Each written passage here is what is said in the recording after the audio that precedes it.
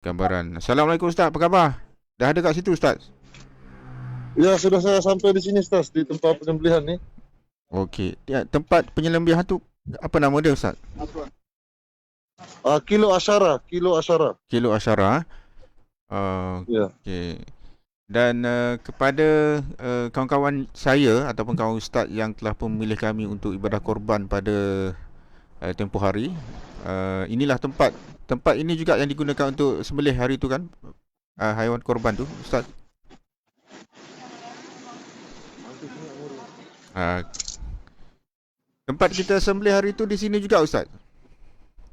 Ya. Kemarin di sini tempat saya sembelih. Okey. So hari ni Ustaz pergi ke situ ada untuk lakukan ibadah akikah ke apa tu? Ya. Kebetulan hari ini saya ada sembelih akikah. Hari ini Okey. saya akan nak sembelih akikah 1 ekor lah. Oh, 1 ekor lah. Tapi kalau pagi memang di tempat ini jam, Ustaz. Ya. Jam sangat kalau di tempat nih. Kalau pagi. Jadi Oh. saya datang petang lah. Jadi Hmm. disinilah tempat penyembelihannya di dalam. Okey, anda boleh tengok inilah tempat yang menjadi lokasi proses penyembelihan haiwan korban dan akikah. Dan biasanya yang hari ini daripada mana Ustaz?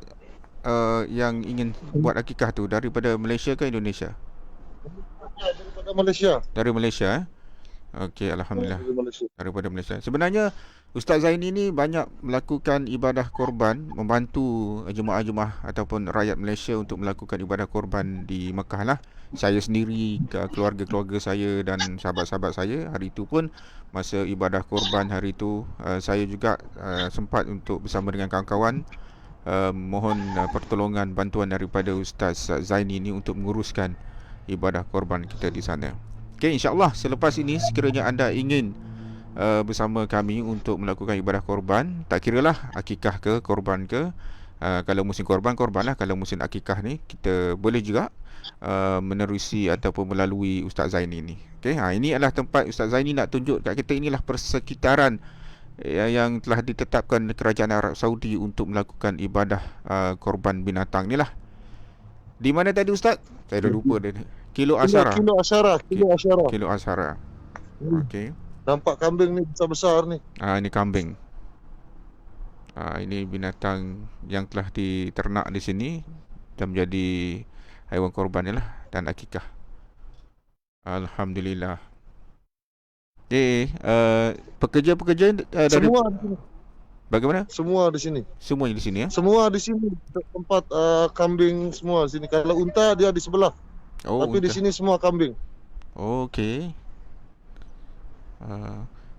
Dari segi prosedur keselamatan bagaimana Ustaz di sana? SOP. Ya, tetap kita mematuhi peraturan protokol kesehatan di sini, Ustaz. Okey, Tetap okey. kita akan mematuhi SOP lah, protokol kesehatan. Hmm. Tapi kalau kita di luar di sini ya macam biasalah. Tapi kalau di dalam ketika kita sembelih itu tetap kita melalui SOP lah di dalam tempat penyembelihan tu. Saya lihat kambing di sana dia tidak liar, nampak jinak saja. Ya, tidak liar karena di sini Ustaz dia makan Ya. roti yang kering. Jadi Oh. dia bukan makan rumput seperti kambing yang di Indonesia, di Malaysia. Dia kan makan rumput yang yang hijau itu kan. Di sini dia makan rumput yang keras. Oh, okey. Makan rumput keras, lepas tu dia makan roti. Roti yang bulat-bulat itu kan. Okey, bagus kambing sana makan roti ya. Makan roti yang kering-kering. Ini pekerja ni Jadi dari mana Ustaz yang pekerja ini? Pekerja ini ada yang dari Myanmar, ada yang dari Ethiopia, ada yang dari Yaman, Burmawi, jadi macam-macam lah. Afrika, kulit-kulit hitam nih. Ya, okey. Alright, terima kasih kepada para penonton, kepada saudara saya Muhammad Mamun Rashid, Mamun Rashid. Tadi saya sempat berhubung dengan kawan saya yang berada juga di Mekah, iaitu Muhammad Mamun, yang businessman di sana. Okey, tapi kita tak buat live lah, kita berhubung biasa. Tapi sekarang ini saya bawakan istimewa untuk anda untuk beri satu gambaran yang jelas secara langsung melalui Facebook saya untuk menunjukkan inilah keadaan sebenarnya tempat ataupun lokasi untuk melakukan ibadah akikah ataupun korban. Tempat penyembelihan lah. Nampak tu kambing tu. Sekarang pukul berapa Ustaz sana Ustaz? Di sini di Mekah baru pukul 2.18 menit Okey. petang. 2.18 petang. 2.18. Allah. Sana boleh solat Jumaat Ustaz? Kenapa? Solat Jumaat boleh di sana, di Mekah? Solat Jumat masa ini saya tak bisa masuk ke Masjidil Haram karena SOP Ustaz ketat sangat. Dan kita harus kalau pergi ke Masjidil Haram, kita pun harus ada slot ataupun permit. Okey. Jadi kalau kita masuk tanpa permit maka kita dikenakan saman 10k. Kalau kita tak pakai emas 1.000. 1.000. Kalau tak pakai emas. Okey, ini kambing-kambingnya nampak sihat-sihat Makan roti lagi Ustaz kata tadi. Makan roti. Ya, makan roti. Makan rumput pun ada Ustaz tapi keras. Keras Ini macam rumput dia. Tapi cuaca di sana dia tidak tidak mengeluarkan bau yang kuat macam dekat Indonesia, dekat Malaysia ni sini. Betul. Dekat Malaysia, dekat Indonesia ni kita panas lembap. Jadi bau itu kuat sekali. Tapi di sana mungkin taklah berbau sangat. Dengan keadaan cuaca yang kering Okey, saya bawakan ini bersama dengan Ustaz Zaini. Inilah kita nak tunjukkan bahawa inilah Ustaz Zaini, rakan saya, wakil kita yang berada di sana, seorang mutawif bebas yang banyak membantu jemaah-jemaah Malaysia dan Indonesia. Jemaah Malaysia lah yang terutama sekali. Dan beliau juga merupakan antara ketua di kalangan mutawif di Indonesia. Sangat boleh dipercayai orangnya.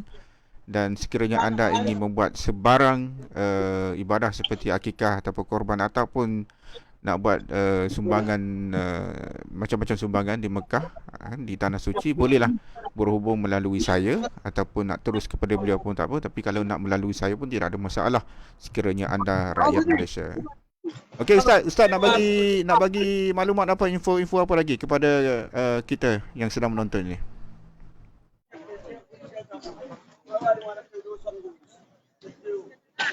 Inilah tempat dia. Cuaca di sana macam mana Ustaz? Panas ke? Panas Ustaz, panas. Dalam kurang lebih 42 semacam itulah, 42 derajat Celsius. Okey. Apa maklumat yang Ustaz nak sampaikan kepada kami di Malaysia dan Indonesia? Maklumat untuk setakat ini Ustaz. Cuma peraturan di Arab Saudi ini sekarang sangat kuat sekali. Ya.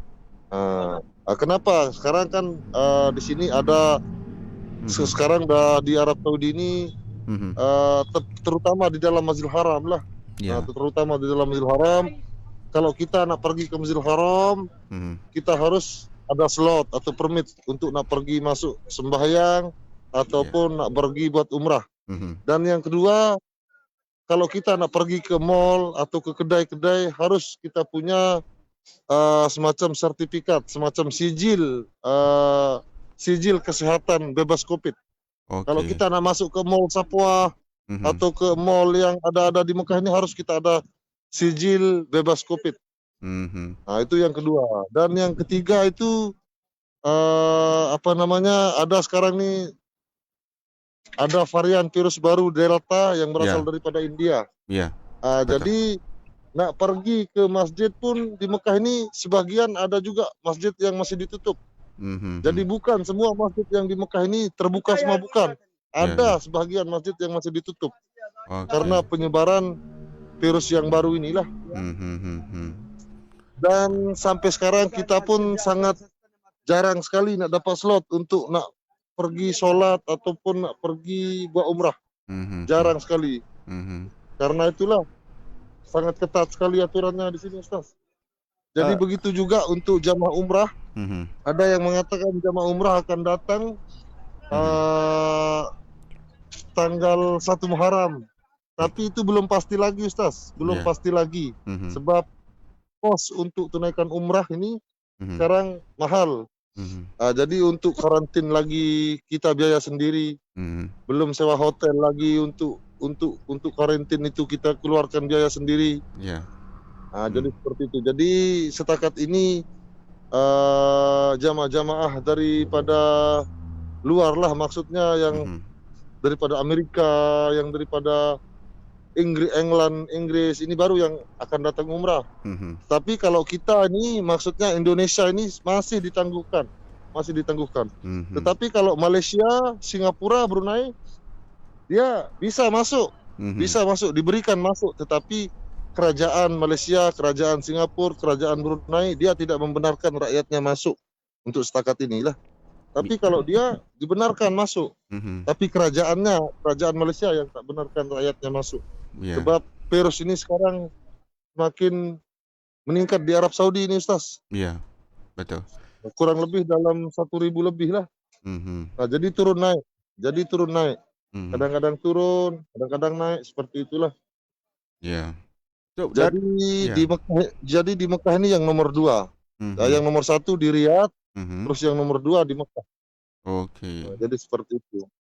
Dia dari segi, pengambilan vaksin macam mana Ustaz di sana? Adakah, Ya. satu syarat untuk memasuki, Masjidil Haram itu mesti beritahu ataupun ditunjuk kita punya dalam aplikasi telefon kita, kita sudah mengambil vaksin atau bagaimana Ustaz? Betul. Jadi kalau kita nak pergi ke Masjidil Haram, Mhm. atau di mana-mana tempat lah, pergi ke masjid biasa, Masjidil Haram, pergi Mhm. ke mall, Mhm. pergi ke kedai, mesti kita tunjukkan apa namanya, Apa? sijil itulah, sijil vaksin kita sudah berapa kali, sudah 2 kali ke atau 1 kali. Mhm. Seperti itulah mesti kita tunjukkan. Tapi kalau tidak ada itu, kita tidak diberikan masuk.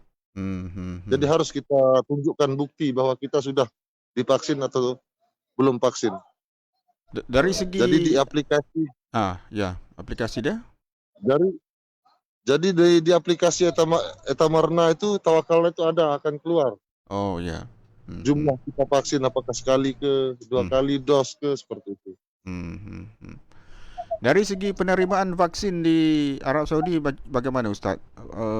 Maksud saya di sana mereka memang tidak ada masalah kah untuk menerima vaksin ini ataupun ada juga golongan-golongan yang menolak untuk mengambil vaksin ini? Nah, jadi begini Ustaz, Mhm. jadi kalau rakyat Saudi Ya. banyak yang terima, ada juga yang tak terima. Okey. Ada yang terima, ada juga yang tak terima. Tetapi kita yang Mhm. rakyat tempatan lah, yang berpemastutin di Mekah nih, Mhm. atau maksudnya kita yang pakai visa kerja ke, Ya, ya. atau visa sekolah ke, visa mutawib, Mhm. harus kita kena vaksin. Sebab Mhm. apa? Mhm. Kalau kita tidak divaksin, Mhm. maka kita itu semacam permit kita itu tidak akan diperpanjang. Okey. Mhm. Mhm. Permit kita itu tidak akan diperpanjang dan kita akan dipulangkan lah, seperti itu. Jadi Mmm. apabila kita perpanjangkan permit, kita harus tunjukkan bukti bahwa kita sudah divaksin. Mhm. Mhm. Nah, Ustaz, itu untuk rakyat tempatan, untuk rakyat bermastutin lah. ya. Maksudnya seperti saya lah. Ya. Kalau saya nak ingin lama di Mekah, Mhm. harus kena vaksin. Kalau kita tidak divaksin, Mhm. permit kita itu tidak secara otomatis tidak akan diperpanjang. Dia Mhm. online. Dia Mmm. online sekali dengan permit kita tuh. Ya, ya. Okey, okey, okey. So Ustaz sudah divaksin lah? Alhamdulillah sudah 2 kali dah. Ah, Setakat ini dah 2 kali dah. sudah 2 kali ya, dos yang kedua lah. Ya. Di sana vaksin apa Ustaz? Ustaz ambil vaksin apa namanya? Di sini AstraZeneca lah, As AstraZeneca oh, yang AstraZeneca. sangat oke lah. Oh, AstraZeneca, ada Johnson & Johnson, ada hmm. 4, apa lagi namanya? Pfizer ada Uh, Pfizer? Ah, Pfizer seperti itulah. okey. Tapi Alright. saya pakai AstraZeneca. Tapi AstraZeneca. kita di sini kalau vaksin Ustaz kita free, tak bayar. Baguslah. Itu satu kemudahan yang telah pun diberikan oleh kerajaan Arab Saudi kan. Sepatutnya Ya kita betul. harus berebut-rebut Tapi lah. Ya. tapi banyak juga rakyat Saudi ini yang tak mau divaksin sebab Mm-mm. itulah karena ada yang macam yang mengatakan virus apa vaksin ini palsu, ada yang tak asli, ada yang macam itulah banyak-banyak pendapat. Ya. Okey, itu. Sebab ada juga orang yang divaksin lepas tu Mhm. sakit Ustaz sampai lumpuh. Ada juga Tapi lepas divaksin tu dia lumpuh. ya. Tapi itu mungkin kes-kes yang terpencil saja Ustaz. Betul lah. Mungkin seperti itu. Tapi ramai yang divaksin tidak ada apa-apa saya rasa. Majoritinya, kebanyakannya tidak ada masalah lah. Dan kalau kita tak divaksin, memang kita tak boleh buat umrah. Kan? Tak boleh buat umrah. Dah jadi satu undang-undang pula. Kalau tak ada vaksin, tak divaksin, tak boleh nak buat urusan, nak buat umrah, nak masuk masjid, nak pergi dekat mall-mall pun tak boleh kan? Nak pergi masuk kedai pun tak boleh. Itu dah menjadi satu peraturan. Ya betul. So kalau misal kata kita dah divaksinkan, tapi masih susah jugalah Ustaz nak masuk ke Masjidil Haram tu. Seperti mana yang Ustaz beritahu tadi, kita perlu ada permit dan sebagainya kan. Dia ada limit tak Ustaz? Dia ada had kan untuk masuk Masjidil Haram? Ada tak dia had kan? Di Masjidil Haram ada limit? Ada limit Iya, ada limit di Masjidil Haram. Selepas kita solat, langsung kita dikasih keluar lah. Okay. Kalau di Masjidil Haram tu. Kalau di Madinah, hari itu saya dengar kabar Ustaz telah pun pergi ke Madinah dalam 3-4 hari jugalah. So dari segi Madinah dengan Mekah ni, yang mana lebih ketat dari segi kawalan di masjid? Kurang lebih hampir sama lah. Menurut saya di Mekah yang paling ketat. Yang paling ketat kawalannya di Mekah. Okay. Sebab di Mekah ni, kalau kita lihat daripada di kawasan Mispalah, dia udah mulai berjaga polis. Lepas tu di pelataran Masjidil Haram. Lepas tu nak masuk ke dalam Masjidil Haram, jadi 3. Jadi 3 jalan itu di blok. Lepas tu di kawasan Ajiat. Oh, okey, Ajiat. Yaitu di Hotel Makarim, dekat Hotel Makarim. Lepas tu di dekat Hotel Sapwa. Lepas tu juga di pelataran Masjidil Haram. Jadi menurut saya Mekah lah yang lebih ketat. Lebih ketat Okey, alright. So terima kasih Ustaz. Ustaz dah nak pergi dekat kambing tu, nak pergi buat proses penyembelihan. Okey. Dan terima kasih, kita tak nak lama-lama. Ini pun dah cukup bagus. Ustaz Zaini, rakan kita di Mekah, rakan saya yang telah banyak membantu kita dalam urusan akikah korban, okey. Dan sumbangan-sumbangan yang akan ataupun yang anda ingin buat di sana lah. Ini adalah orang yang saya selalu berhubungan, iaitu Ustaz Zaini. Okey, insya-Allah Ustaz, kalau ada apa masalah lagi, kita akan berhubungan lagi.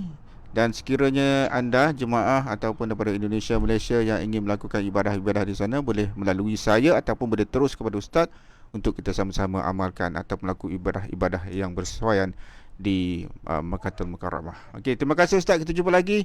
Assalamualaikum warahmatullahi wabarakatuh. Waalaikumsalam warahmatullahi wabarakatuh.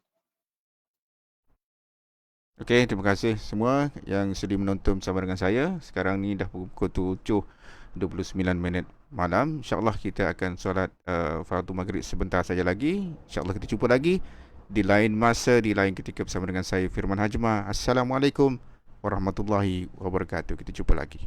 Bye-bye.